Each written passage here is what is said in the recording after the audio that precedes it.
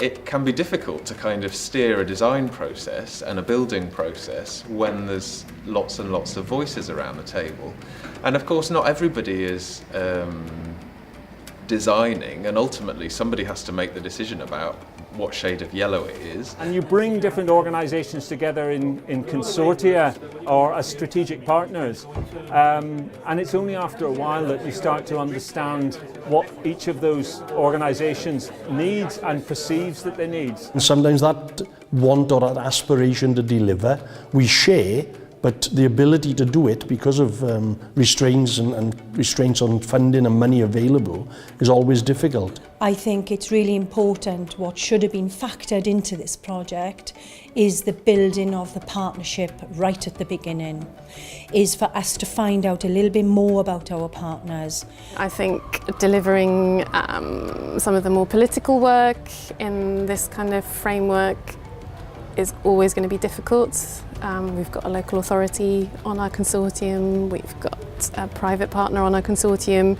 Everyone has very different agendas, everyone wants the best for the town, but it's finding ways of delivering things that are possibly more political and more challenging. Partnership working, it takes time, and actually all of the benefits of that in a way might be passed on into each of those organisations or each of those partners. And in a way they will absorb that, and that will maybe find a way forward in the way they work in future. I think one of the positive things about a project like this, especially from bodies like the Arts Council, is to kind of really put their trust in a longer process. These processes are very, very long term, and being able to sort of try and have an awareness of the necessity of that, I think it shows some great kind of initiative and leadership, and I think that's a positive thing. Possibly just allowing ourselves more the sort of luxury of time, I think, in terms of looking at how you can strategically develop something. I think that's always going to be quite experimental, and that was the nature of the project actually, and that was always going to grow quite organically. This isn't about knowing, it's about not knowing, it's about experimenting, it's about taking a risk, it's about failing sometimes. What we're finding now, I think, is we're using the talents of the individuals more and more, both inside and outside the association. So it isn't just about money, it's about people. It's really interesting to think about asset-led community development, where you're not actually imposing a structure or ideas on people. You're actually beginning to find out what people can do. Kind of creating those kind of processes that were art but not really art, where probably some people didn't even realise that it was an art process, was quite kind of interesting. And sometimes we recognise that there needs to be a whole range of ways that people can engage, and some of those are very easy and they're very hands-on, and they're not necessarily challenging, although they might have a very big impact on people. Their approach to regeneration is perhaps different to ours, in fact that yes, they are engaging with local communities as well, but they're also doing more physical enhancements of a different ilk. We're about shiny buildings, they're about different artworks to get people talking. Our role has been to sort of try to kind of create these routes, in which there might be some things that are challenging and other things that are really accessible, and that absolutely people can see, the value of it in a very personal way.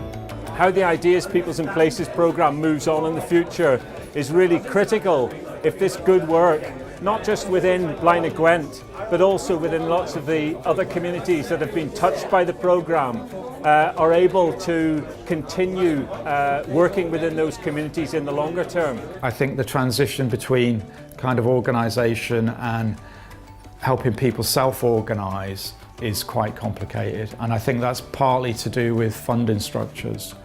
So I think that's a very complex area of how you move from funded to non-funded, or self-generated. Collaboration and partnerships are more lasting and more effective if the connections are authentic and are not actually led by a need for a monetary gain. They're actually led by, can we have a safe space we can all go to? And I think that's important. It's going to be that meaningful nature of the engagement is going to allow that spending to be multiplied, you know, over and above funding which is much more targeted. So I think in its own way it'll last a lot longer and be more embedded. Often these things have got an echo which run a lot longer than a year or 2 years. It's all about people's development, which is quite difficult to capture or measure in a sense. I think everything we've learnt about this project has to be forward-looking. So for me, one of the big learning points was the family festival we ran. We need to do more of that. We need to bring families in and offer them a creative agenda which they, you know, their kids and the parents can enjoy.